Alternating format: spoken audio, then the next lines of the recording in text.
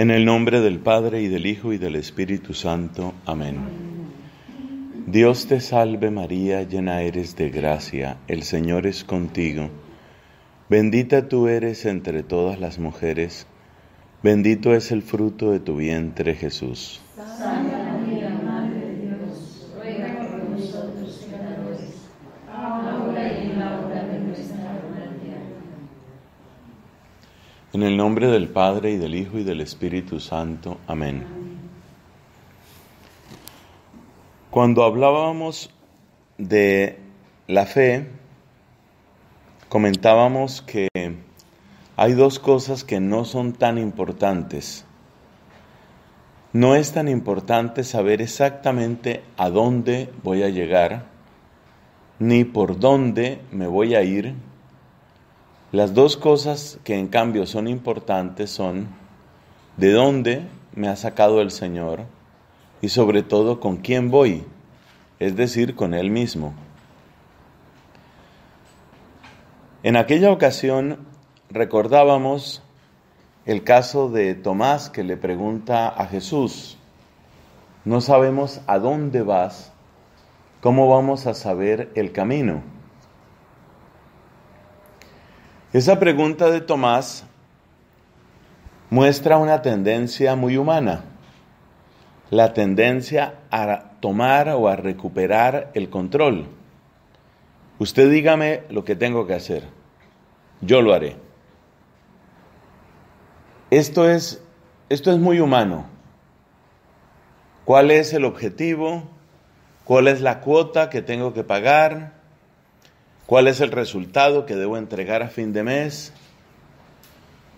¿Cuáles son los ingresos o las ganancias que usted espera a fin de año? Muchas veces los seres humanos nos sentimos cómodos trabajando, como se dice, por metas, por objetivos. Dígame hasta dónde tengo que llegar.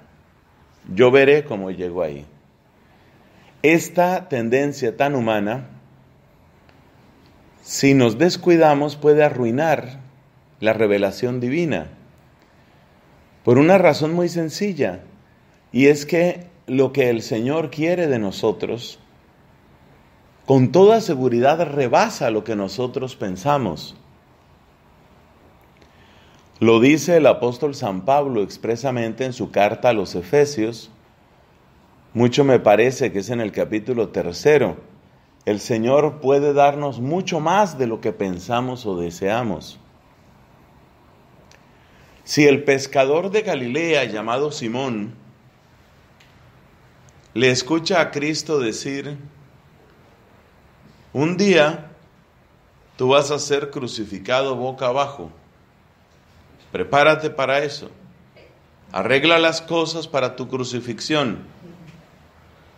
Seguramente Pedro se echa de para atrás. ¿Cómo se prepara uno para la crucifixión? ¿Cómo se prepara uno para ser torturado hasta el extremo, hasta enloquecer? Muchos de los apóstoles murieron de modos sumamente duros, violentos. Entonces, uno se queda corto. Y por eso, el ¿a dónde te quiero llevar? Es algo que Dios muchas veces se reserva. En el capítulo 9 de los Hechos de los Apóstoles, escuchamos sobre la conversión de San Pablo. También en ese caso notable, escuchamos palabras parecidas a las de Abraham. En el caso de Pablo, lo que dice el Señor es: yo le mostraré lo que tiene que sufrir por mí. Y efectivamente Pablo tuvo que soportar un naufragio con una noche y un día en el mar. Fue azotado múltiples veces, encarcelado varias veces. Una vez lo apedrearon con tanto derramamiento de sangre que ya lo dieron por muerto. Solo cuando lo vieron chorreando sangre suponemos que muy profusamente, dejaron de herirlo. Pero después de esa brutal tortura, él no estaba muerto todavía y se levantó y salió de aquella ciudad. Entonces, si Dios le dice el día de la conversión, pon tus manos en tu cabeza, todo eso te lo van a golpear a piedra. Pablo seguramente no tiene manera de prepararse para eso. Entonces existe un grave peligro con esa arrogancia, con ese orgullo que tenemos los seres humanos, al pensar que podemos afrontar lo que sea. Dígame, yo veré cómo hago. Dígame, yo lo hago. Eso no es cierto. Pero esa es la mentalidad que se ha metido un poco en algunas corrientes de teología con el reino de Dios. Si lo piensas bien, la realidad del reino de Dios es muchísimo más alta, muchísimo más compleja que la santidad de una persona. Porque en una persona, la santidad es como Dios reinando en esa vida, en una vida. No cabe duda de que los santos son personas en las que Dios realizó su plan, Dios reinó en plenitud, Dios hizo su obra. Cuando hablamos del reino de Dios así en general, estamos hablando de Dios reinando, pero no reinando en una sola persona, no, reinando en muchas. De hecho, queremos que su reino se extienda sin límites. Pero esa tendencia, la tendencia a tener muy claro a dónde vamos a llegar, se ha metido también en el estudio de este tema tan bello del reino de Dios. Entonces ha habido un proceso que trata de traducir la expresión reino de Dios a otras maneras de hablar en las cuales nosotros sí podamos ejercer nuestras capacidades de evaluación, de proyección, de acción. Para tratar de ser más concretos, pensemos en una expresión, los valores del reino. Los valores del reino de Dios. En el momento en el que nosotros traducimos el reino de Dios por un conjunto de valores, algo parece que se gana, pero yo voy a argumentar que es mucho más lo que se pierde. Por ejemplo, los valores del reino son la justicia, la solidaridad, la paz. Eso hace que uno tenga una sensación de claridad. Ya sé que es el reino de Dios. El reino de Dios es que la gente se vuelve solidaria, hay justicia y hay paz. Ahora sí entendí el reino de Dios.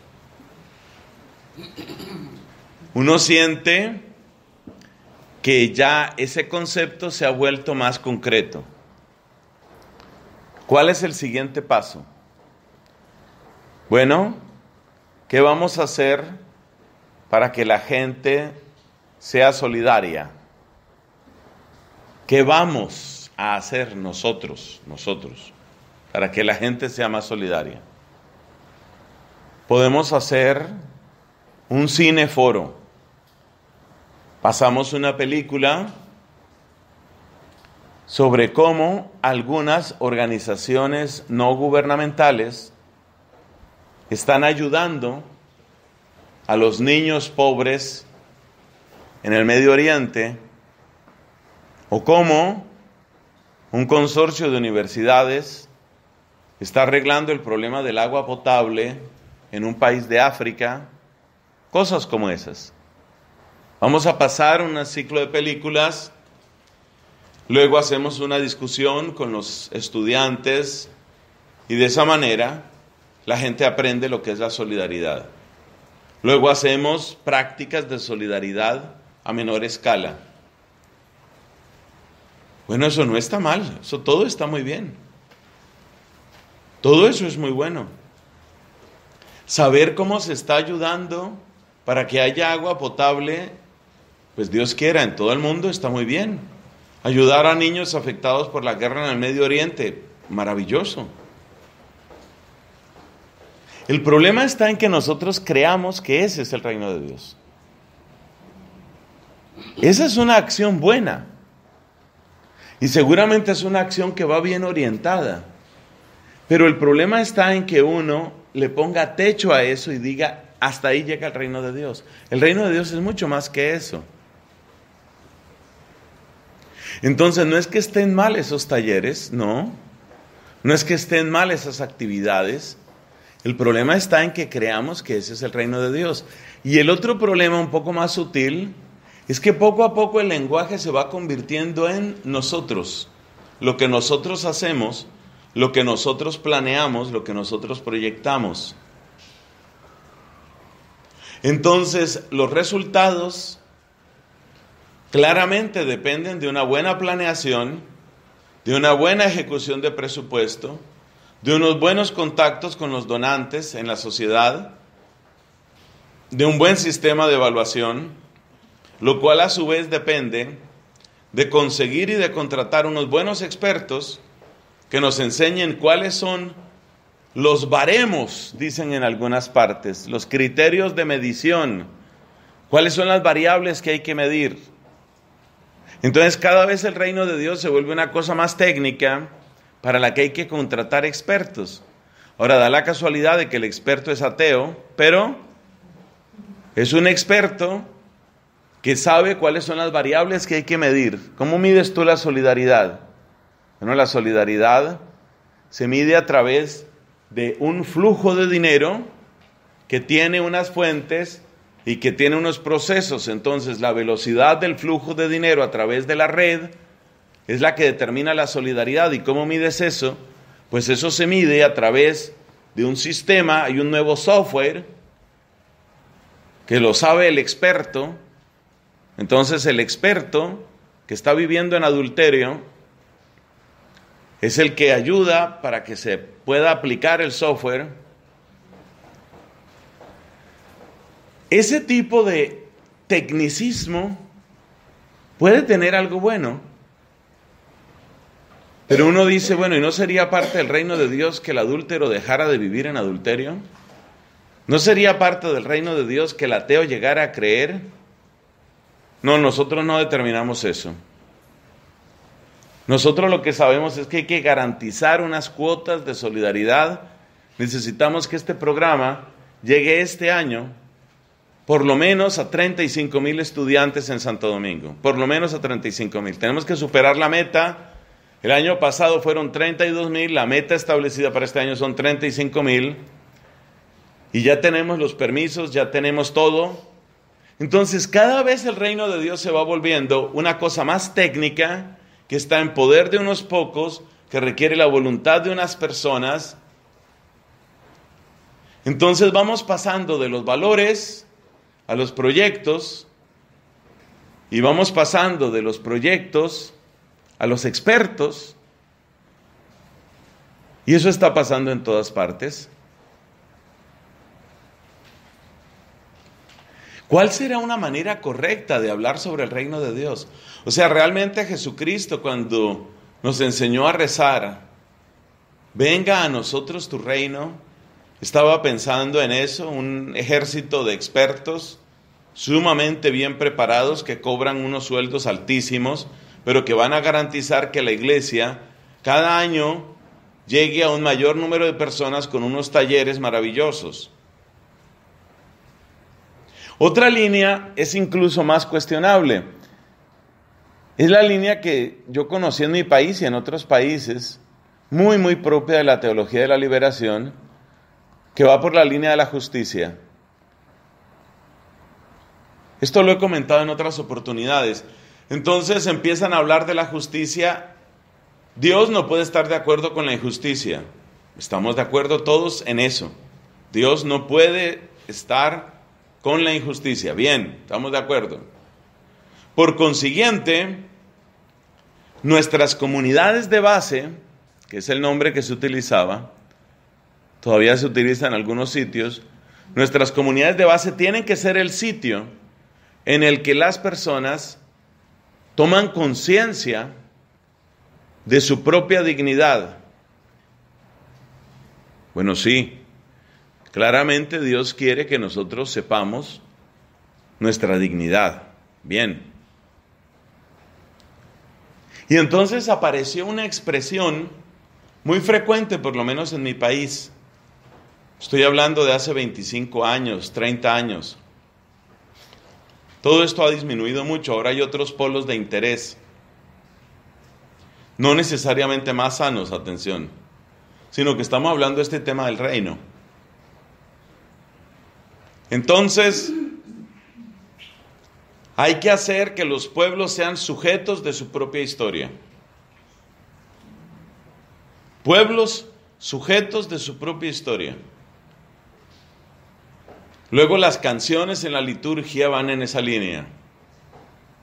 Hombres nuevos, creadores de la historia. Eso, nosotros, constructores de nueva humanidad. Aquí también se cantaba, por lo visto.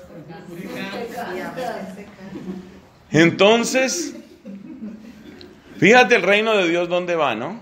Nosotros somos los hombres nuevos.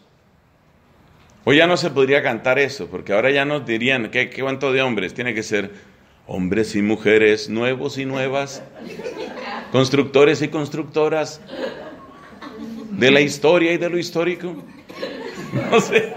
No sé cómo se cantaría eso hoy. Pero fíjate cómo poco a poco el reino de Dios se va volviendo el reino de la política, el reino de la técnica, el reino de la voluntad humana. Y mientras nos están echando esos discursos, nos están diciendo, tenemos que salir de los espiritualismos. Por supuesto, la gente más espiritualista son ustedes. Manada de espiritualistas aquí encerradas, esperando qué o haciendo qué. Entonces, claro, la vida contemplativa no tiene mucho sentido dentro de ese esquema, porque lo que hay que hacer es entrar en proyectos con un rango social muy amplio, con una proyección seria, con un seguimiento estrecho, con unos expertos muy cualificados a los que hay que pagarles muchísimo, sin ponerse en temas de que el genio que diseñó ese software con el que vamos a traer el reino de Dios es un ateo que vive con otro hombre en pareja. Usted no se ponga con esas tonterías, usted aplique el software para que reine Dios. Uno como que dice, ¿seguro? ¿El reino de Dios es eso? Es el reino de la astucia, es el reino de los expertos, es el reino de la política. Pero en aquella época lo que más me impactó, estoy hablando de hace unos 30 años, como les digo, fue aquella expresión, pueblos sujetos de su propia historia. Eso suena bonito, porque parece una continuación natural de la frase conscientes de su dignidad. Pueblos conscientes de su dignidad, que son sujetos de su propia historia. Lo que sucede es que ese mismo lenguaje se ha utilizado en el marxismo y en el neomarxismo para muchas otras cosas. Entonces, en el caso, por ejemplo, de la mujer, ¿en qué consiste eso? Mujeres que son dueñas de su cuerpo. Ya usted sabe por dónde va el dueñas de su cuerpo. Mujeres dueñas de su cuerpo, mujeres libres de las cadenas del patriarcalismo. Entonces, básicamente lo que se trata es de una expresión neomarxista. La misma lógica del marxismo, tomar un sector de la población, sector oprimido de la población, y hay una operación que ya desde el siglo XIX la entrevieron Carlos Marx y Federico Engels, y esa operación es concientización. La concientización es la claridad sobre cuáles son los procesos que nos han mantenido oprimidos y sobre todo subirle el volumen al odio. El marxismo vive del odio. Prácticamente todos los socialismos viven del odio, el comunismo vive del odio. Es indispensable que tú sientas rabia hacia aquel que te ha oprimido.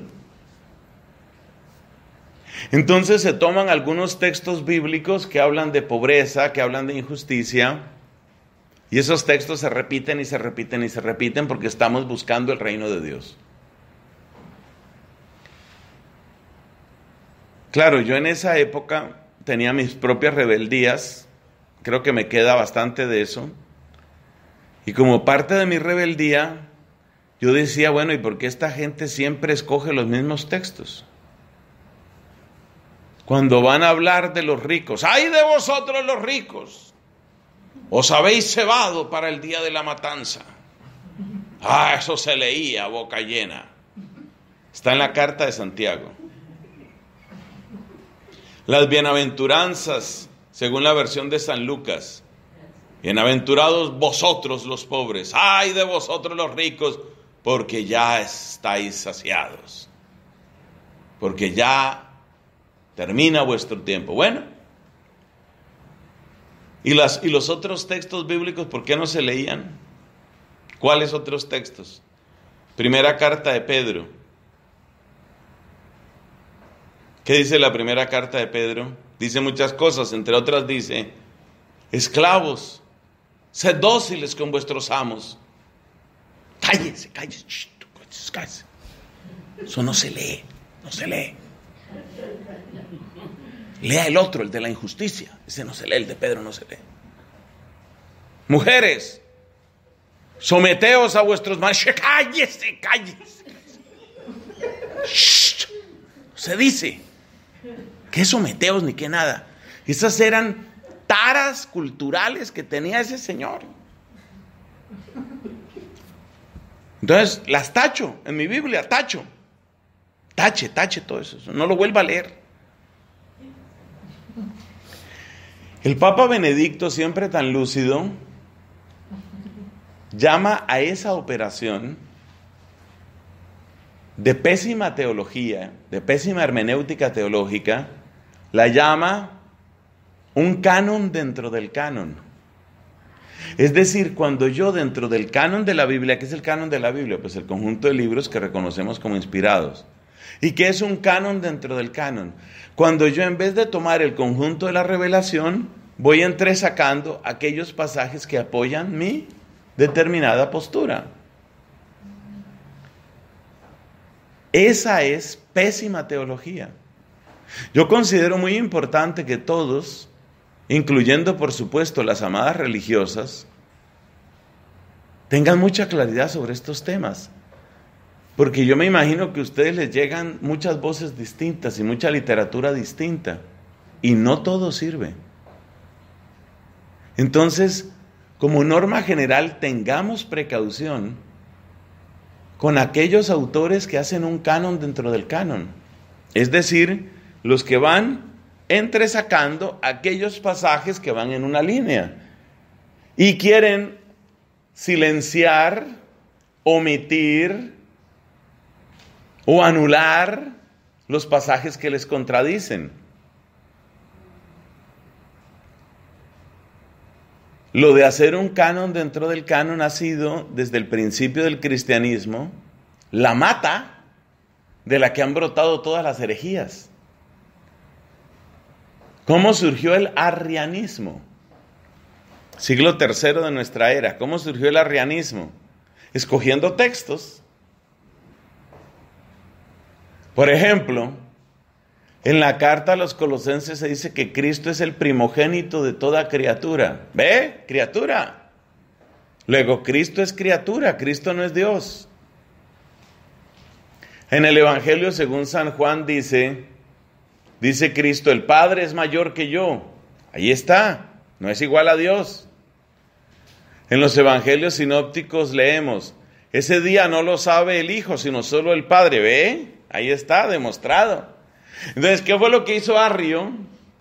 Arrio entresacó aquellos pasajes que veía que apoyaban su idea. Su idea era, por supuesto, que Cristo no es Dios como el Padre, ni merece la honra que solo el Padre merece. No es de la misma sustancia del Padre. Es luz, pero es una luz menor. No es Dios como el Padre, no merece honra. Es decir, no merece la honra del Padre. En contra de Arrio está el famoso credo largo que nosotros decimos, especialmente los domingos. Engendrado, no creado, de la misma naturaleza del Padre. Dios de Dios, luz de luz, Dios verdadero de Dios verdadero, engendrado, no creado. Entonces las herejías surgen de eso, de sacar pedacitos. Personas que tienen que ayudar a mantener un balance nutricional en términos espirituales en la iglesia son ustedes.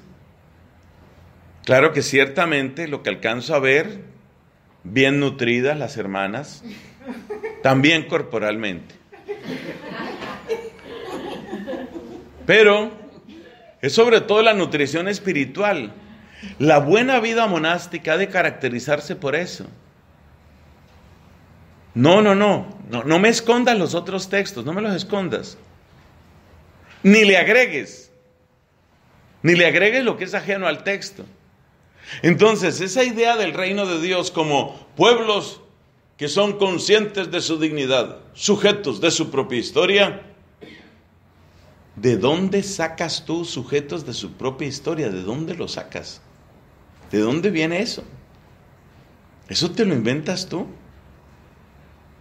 ¿Dónde está? ¿Dónde hay un solo versículo en la Biblia que hable de que Dios tiene como plan que los pueblos sean sujetos de su historia? Muy al contrario, lo que aparece es, vosotros sois mi pueblo y yo soy vuestro Dios. En resumen, hay una tendencia muy humana. Esa tendencia es recuperar el control. La tendencia de controlar los procesos, los resultados. Usted dígame lo que tengo que hacer. Yo veré cómo lo hago. Eso es muy humano. Cuando esa tendencia se aplica al Padre Nuestro, como dicen en España, nos cargamos el Padre Nuestro. Es decir, lo arruinamos, lo echamos a perder, lo anulamos. Porque eso es lo que sucede con el reino de Dios. No, lo del reino de Dios no va por ahí. ¿Se puede hablar un poco de esto de los valores? Sí, con mucha precaución, porque es un camino resbaladizo. De los valores se pasa a los proyectos, de los proyectos se pasa a los expertos, de los expertos se pasa a los grupos de poder, a los presupuestos, a los recursos, etcétera, etcétera. Realmente estamos muy mal en la iglesia en muchas cosas, porque incluso esto ha llegado a los sacramentos. Le voy a dar un ejemplo así, sin cobro adicional. Le voy a dar un ejemplo.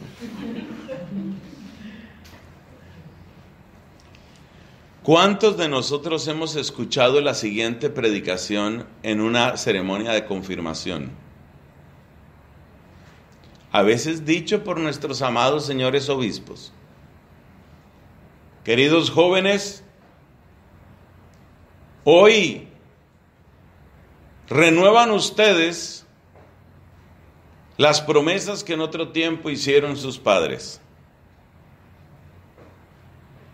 Y si en otra ocasión ellos hablaron a nombre de ustedes, ahora ustedes con este sacramento confirman su pertenencia a Jesucristo y su deseo de servir a la iglesia. Yo me atrevo a decir, es casi la predicación estándar para la confirmación.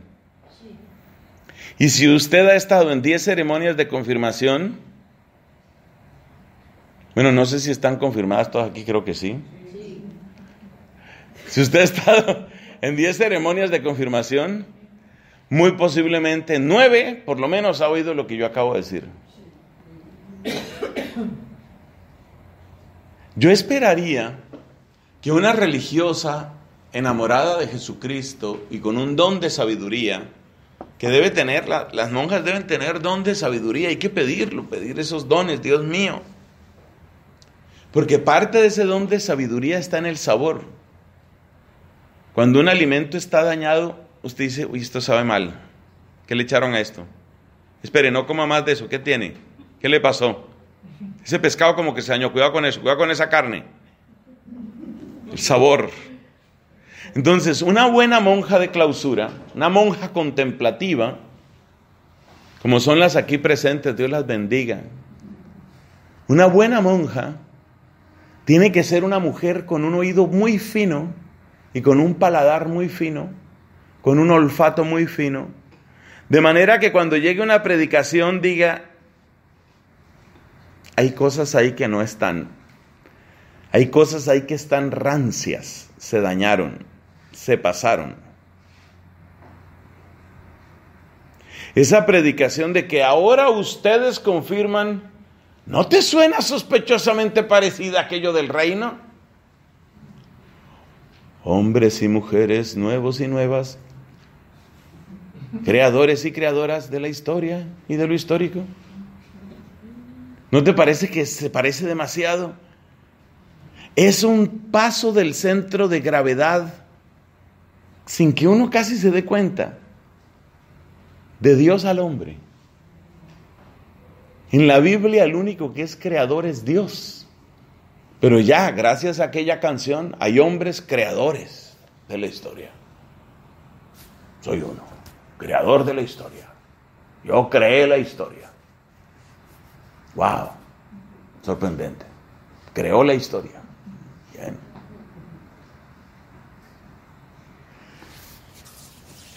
¿Qué hay de raro en esa ceremonia de la confirmación? Ahora ustedes confirman, ustedes. ¿De dónde saca ese ustedes? Vámonos a las fuentes bíblicas. ¿Quién es el que confirma? Es el Espíritu. Es el Espíritu el que confirma. Es el Espíritu el que da firmeza. Es el Espíritu el que da estatura. Es el Espíritu el que da madurez. Es el Espíritu. Entonces, esto que ha pasado con el reino de Dios, les he contado lo de la confirmación, para que nos demos cuenta que esto que ha pasado con el reino de Dios es parte de una tendencia mucho más amplia, que va poniendo cada vez más al ser humano en el centro y que exalta cada vez más al ser humano, creyendo que de esa manera se tiene una religiosidad más concreta, más, ¿cuál era la palabra que se usaba tanto en aquellos años? Aterrizada. Una fe más aterrizada, un cristianismo aterrizado. No es etéreo, no es abstracto, es aterrizado. Y en el aterrizaje, resulta que en el aterrizaje el exaltado es el hombre. Nos queda la impresión de que la manera de hacer concreta la fe es hacerla controlable, es ponerla en manos nuestras, es ponerla en nuestra cabeza. Lo que nosotros no entendamos no existe. Ya San Atanasio se quejaba de eso. Hay una frase famosa de San Atanasio, refiriéndose a algunos herejes de esa tendencia arriana. Decía San Atanasio, y estos tales se la pasan preguntando, ¿cómo puede ser eso? ¿Cómo puede ser eso? ¿Cómo puede ser eso? Como si solo pudiera ser lo que ellos pueden entender. Entonces, la misma tendencia que exalta la voluntad humana, hablando del ser humano como el protagonista de la historia, el creador de la historia, el que confirma su fe, esa misma tendencia con respecto a la voluntad, cuando se aplica con respecto a la inteligencia, ¿a qué lleva? Lleva a descartar todo lo que sea sobrenatural, todo lo que parezca milagroso. Entonces la fe debe quedar reducida a lo que yo pueda entender y a lo que yo pueda hacer. Por eso, los misterios de la fe ya no son misterios. Tuvimos hace poco el caso doloroso de una universidad católica en mi país. No digan nombres, que esto se está grabando, porque alguna puede saber esta historia. Una universidad católica en mi país. El rector de esa universidad católica dice en un debate público: la fe nuestra no depende de que se encuentren o no se encuentren los huesos de Cristo. O sea, ese señor, claramente, rector de Universidad Católica, acaba de negar en público la resurrección del Señor.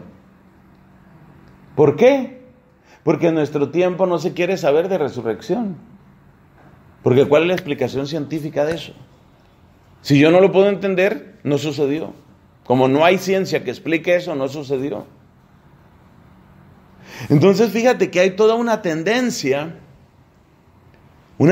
muy fuerte, que tiene raíces profundas. Algunas vienen del Renacimiento, otras vienen de la Ilustración, otras vienen de la modernidad, otras vienen del positivismo científico, otras vienen del existencialismo ateo, otras vienen del comunismo. Es que son muchas tendencias que finalmente lo que quieren es exaltar al ser humano.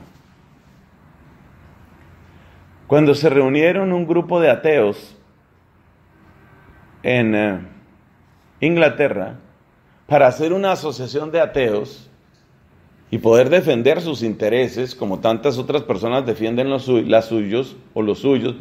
intereses, estos ateos decidieron una cosa: nosotros no nos vamos a llamar sociedad de ateos, nosotros somos la Asociación Humanista Británica.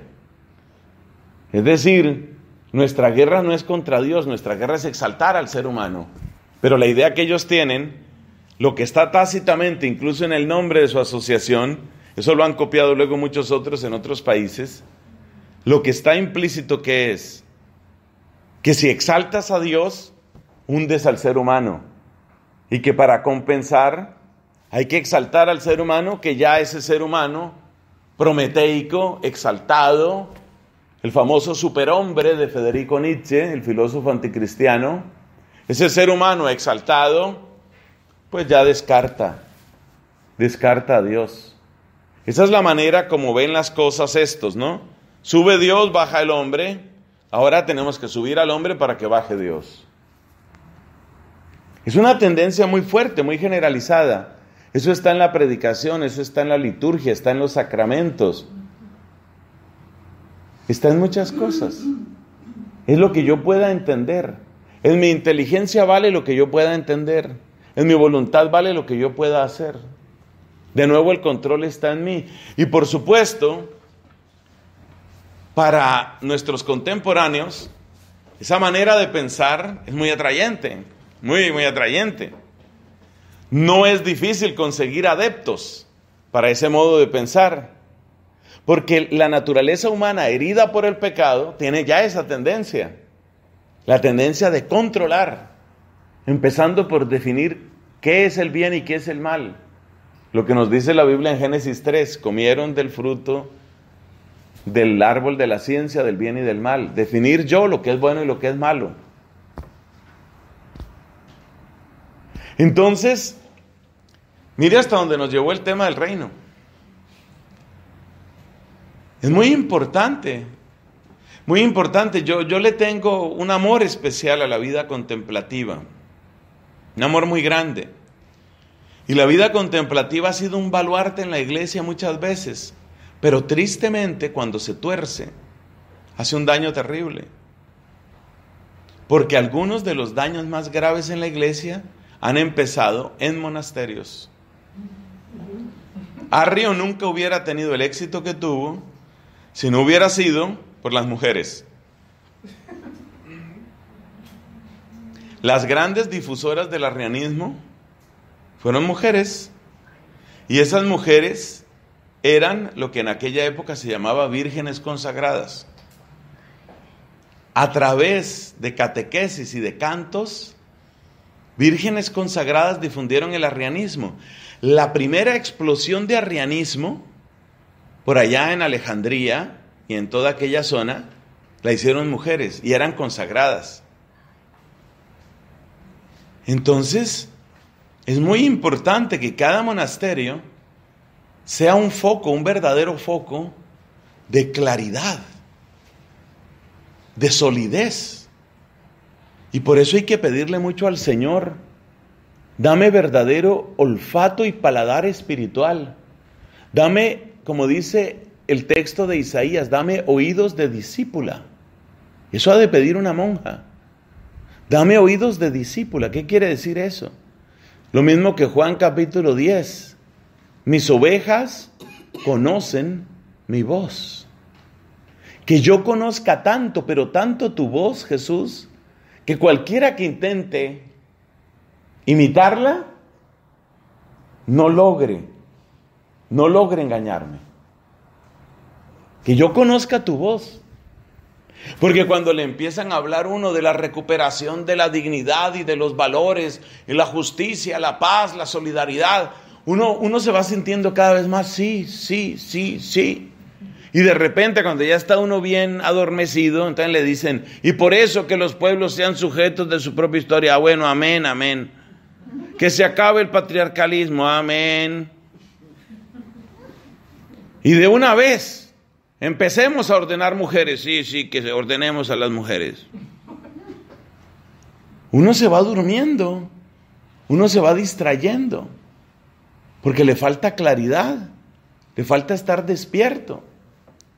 Pero los monasterios de clausura pueden hacer muchísimo bien, de un modo muy discreto, muy caritativo, muchas veces persona a persona. Creo que les contaba el día que llegué que una buena parte de lo que yo soy lo debo a los monasterios de clausura.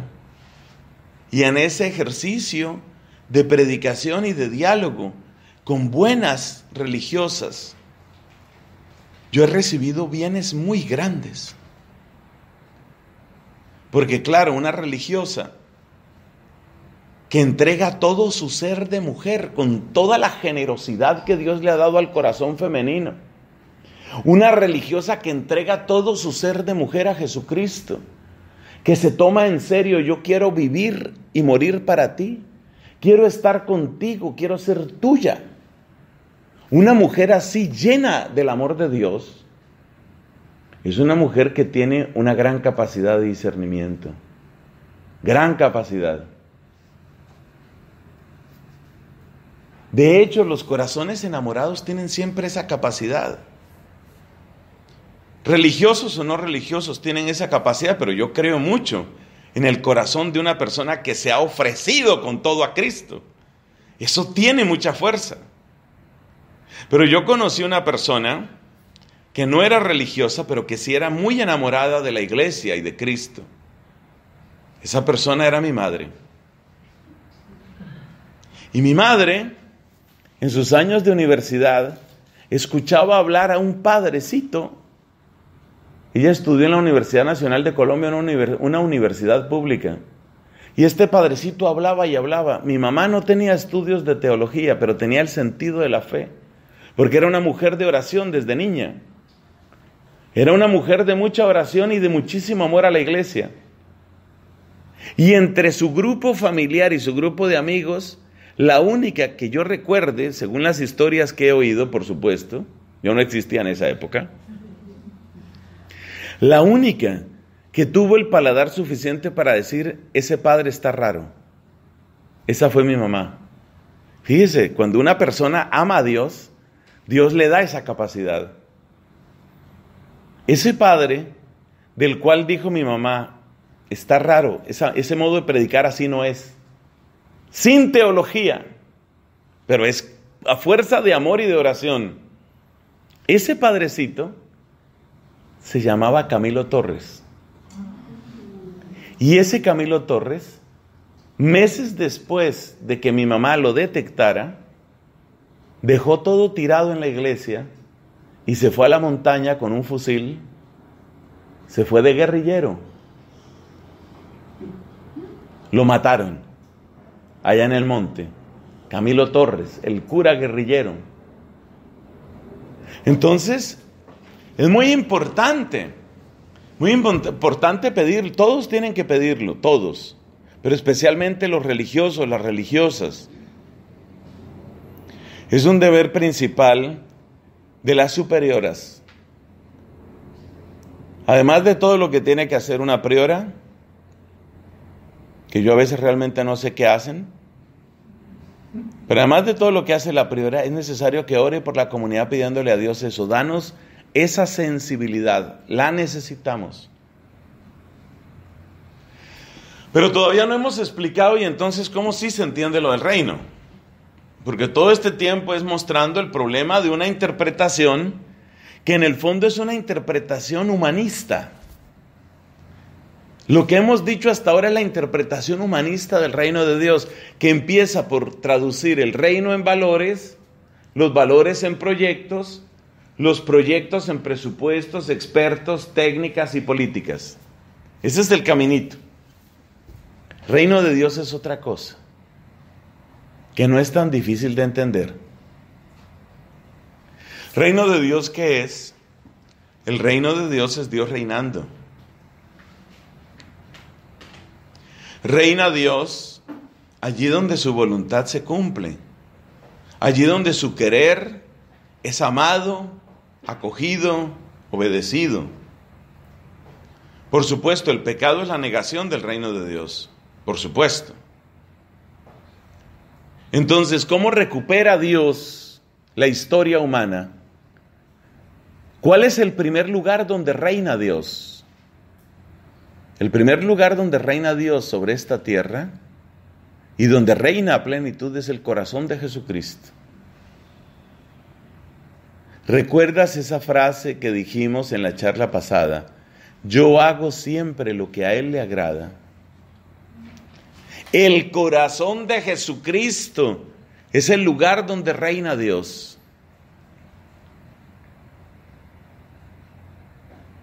Y desde el corazón, acuérdese, el sentido bíblico de corazón no es solo sentimientos, es el lugar de las decisiones, es el lugar de la verdad de cada persona en su más profundo ser.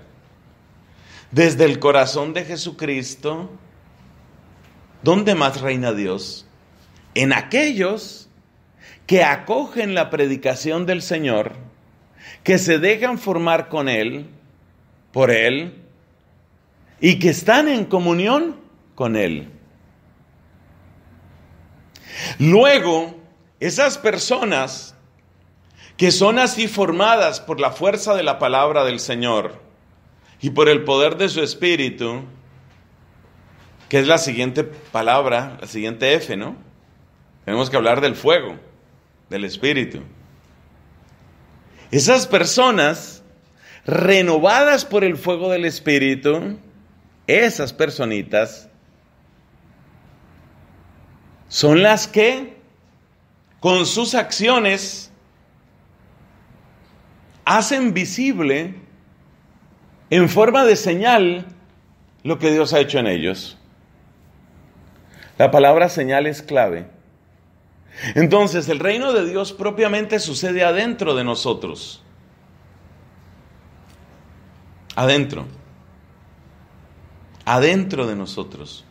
Pero un corazón en donde Dios reina es un corazón que obra según Dios. Entonces, las obras de aquellos en los que Dios reina son señales que muestran que ahí está Dios reinando.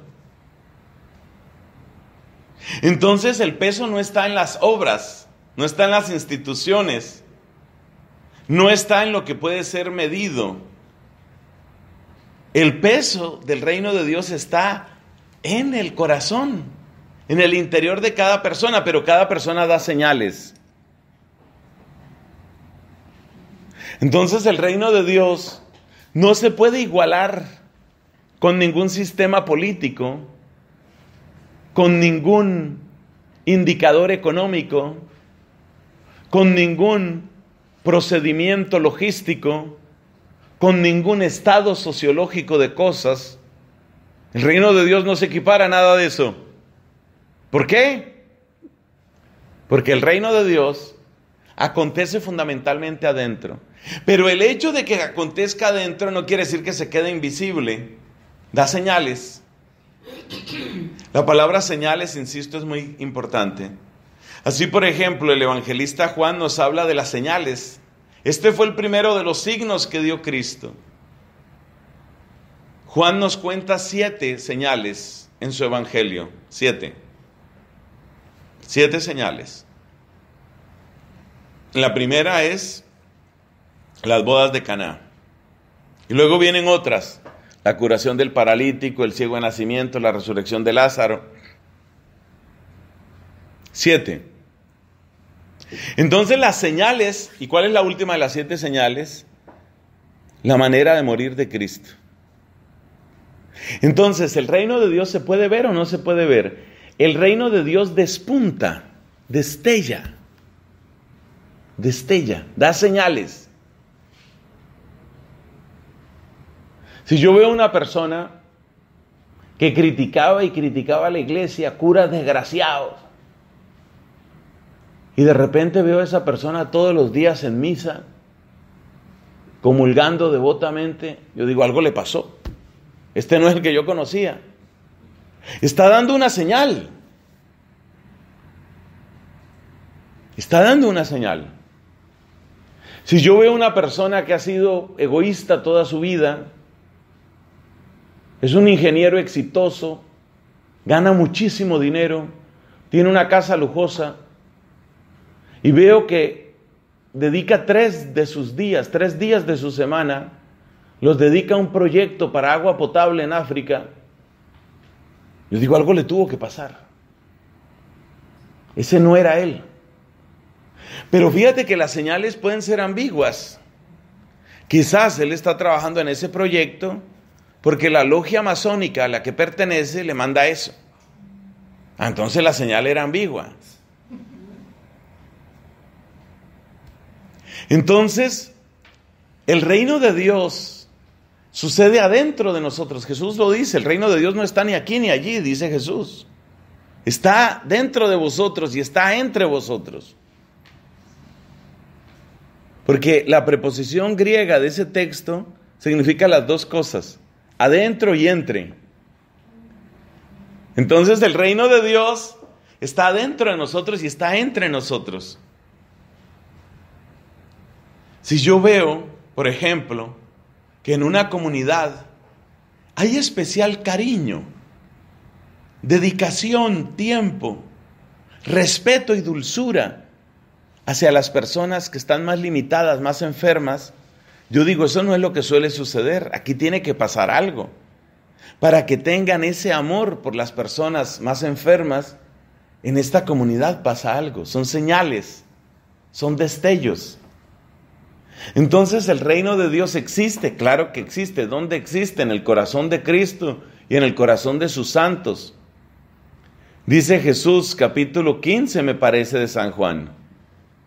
Dice a sus discípulos: vosotros ya estáis limpios por las palabras que os he dicho. O sea que la palabra de Cristo me limpia y la palabra de Cristo me pone en comunión. Lo que decía la primera lectura de ayer y casi de hoy. Estas palabras se han dicho para que estéis en comunión con nosotros. Entonces, ¿qué es comunión? ¿Comunión qué es? Comunión es que estamos hablando el mismo lenguaje, estamos en la misma sintonía. El reino de Dios existe. Y el reino de Dios no es solamente interior, es exterior, pero exteriormente solo destella. A veces con muchísima claridad. Precisamente, la vida monástica es uno de los destellos más potentes. Que se reúna gente en comunidad, sin que haya frecuentes muertes. Que se reúna gente en comunidad, que vivan en humildad, en pobreza, en pureza, en obediencia. ¿Cómo es eso posible? Así no es el ser humano que yo conozco. El ser humano que yo conozco muchas veces es grosero, es lujurioso, es egoísta. Va detrás de la plata, la plata, la plata. Y me encuentro ahí unos monjes que no tienen ese interés. Y tienen mansedumbre. Y viven con gran pureza. Y son muy hermanos. La vida monástica es como una ciudad en lo alto de un monte. Es algo impresionante. Todavía no es el reino de Dios. Todavía no es. Porque nunca el destello es completo y perfecto.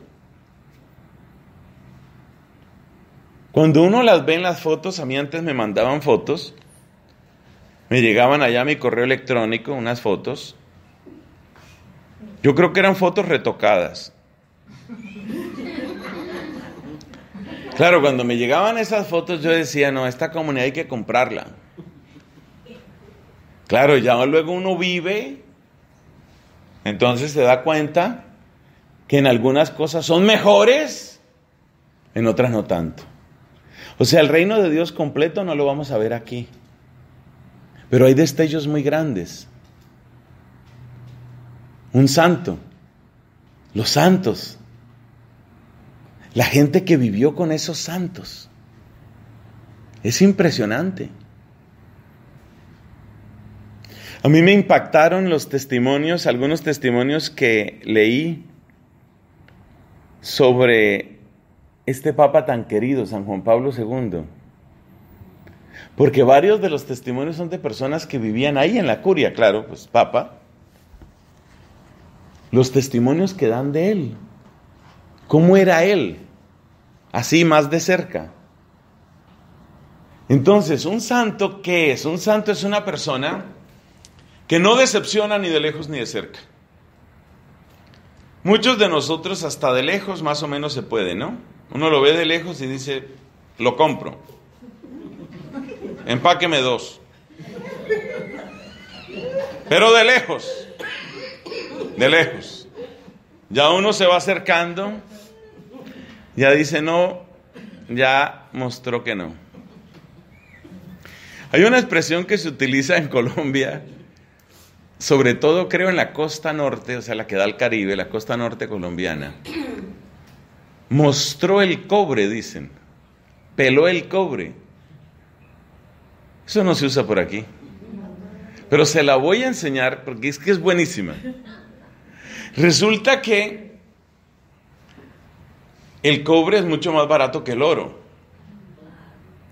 Entonces, algunas piezas de orfebrería las hacen de cobre primero y le ponen un baño de oro. Entonces tú la ves y realmente parece toda de oro.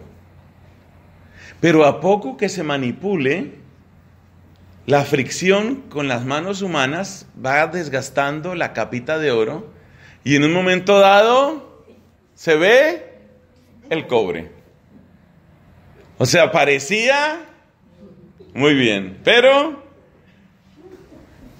ya pelas un poco y se ve, mostró el cobre, peló el cobre, dicen también. Esos costeños colombianos, peló el cobre. ¿Qué quiere decir? Mostró que no era oro, parecía, pero no era oro. Eso se llama pelar el cobre. Entonces, ¿qué pasa? Que muchos de nosotros rápidamente pelamos el cobre.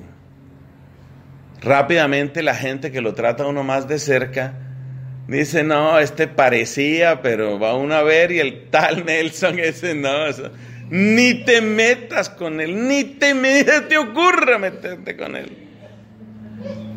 Mostró que no todo era oro. Pero hay gente que se ha mostrado mucho oro realmente, mucho. Seguramente tenían también su poquito de cobre, pero mostraron mucho oro. Esos santos tan grandes que tiene nuestra iglesia. Entonces, ¿el reino de Dios qué es? El reino de Dios es Dios reinando. ¿Dónde reina Dios? Primero en el corazón de Cristo, luego en aquellos que acogen a Cristo. Es algo que sucede fundamentalmente adentro de nosotros. Dice Cristo, limpiadlo de dentro y lo tendréis todo limpio. Lo tendréis todo puro. Entonces yo me asusto y me entristezco cuando empiezo a ver en la iglesia que la iglesia se vuelve una iglesia de expertos. Y va uno a ver los expertos con unos vicios, con una lejanía, con una distancia de la fe. Quedamos en manos de los expertos. Porque la versión puramente humanista del reino de Dios, por supuesto que no es reino de Dios, es reino del hombre. ¿No es que es versión humanista? La versión humanista del reino de Dios traduce el reino de Dios en valores, los valores en proyectos, los proyectos en trabajo de expertos, presupuestos, recursos, políticas, astucia. Esa ha sido la historia de las obras en la Iglesia Católica. Eso ha pasado con los colegios, eso ha pasado con las universidades, eso ha pasado con los hospitales. No sé, yo voy a cerrar mis ojos para no ver en este momento si alguna de ustedes está en la siguiente condición. Algunas veces llegan a los monasterios de clausura religiosas que han estado en otras comunidades de vida activa, pero han sentido el llamado a ser contemplativas.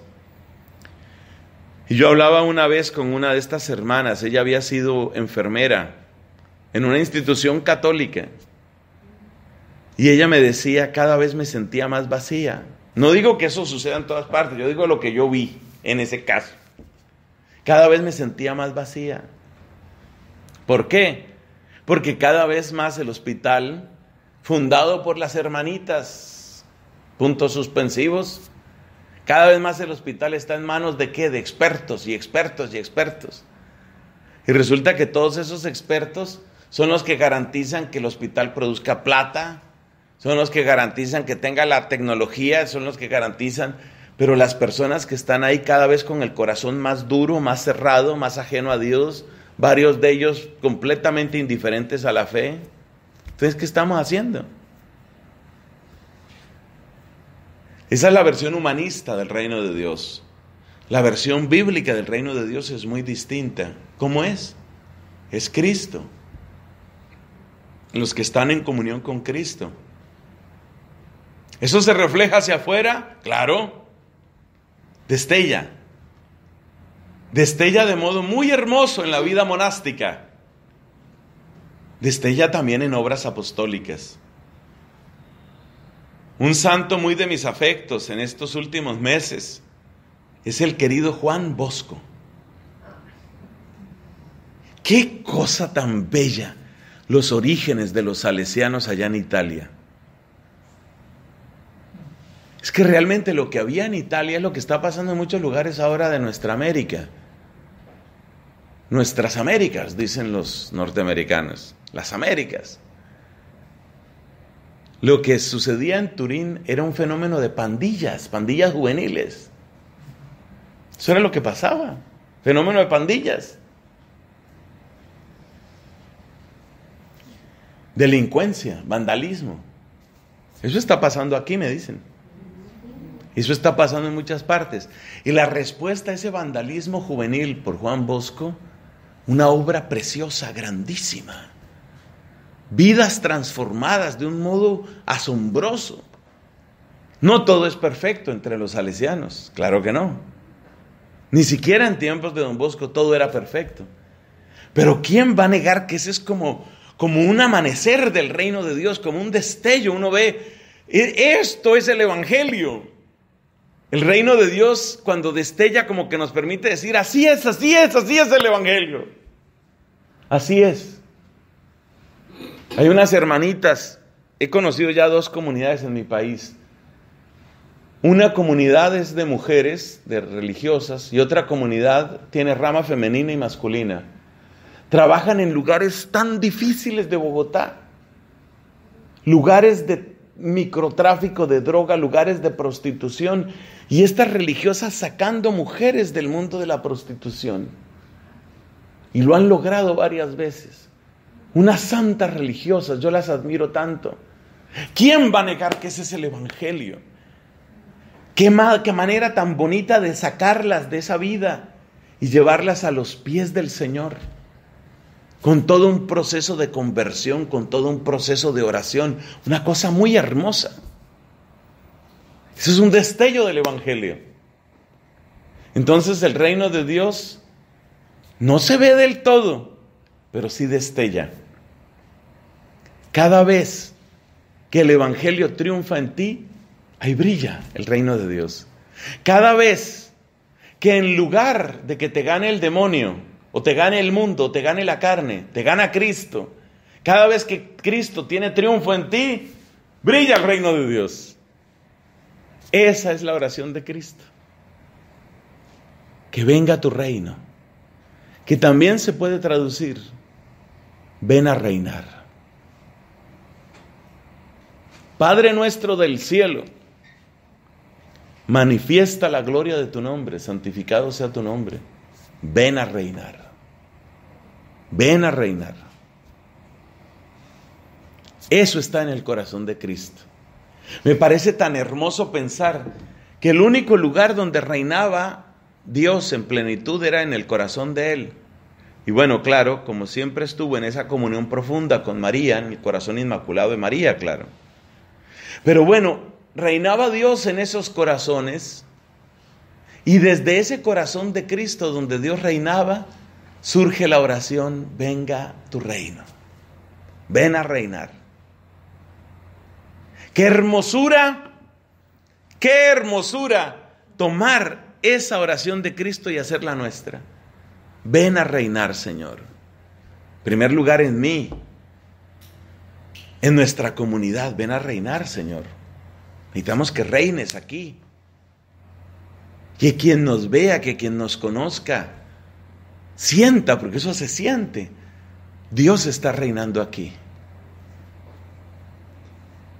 Las hermanas de la Visitación, ni sé si hay visitandinas aquí en República Dominicana. Las hermanas de la Visitación tienen la costumbre de poner una frase. Ellas son muy del corazón de Jesús. Entonces ponen esta frase por ahí en las puertas, sobre todo las que dan hacia afuera. Esta casa es mía. Ese es el ideal de la Visitación. Que la casa entera sea como un recinto del corazón de Jesús y que ahí reine el Señor. Ese es el propósito. Entonces la versión humanista del reino de Dios lo puede engañar a uno. Lo puede engañar. Pero la versión real, evangélica, bíblica, es infinitamente más hermosa. Y por supuesto, es la que hemos de buscar y pedir. Gloria al Padre, al Hijo y al Espíritu Santo.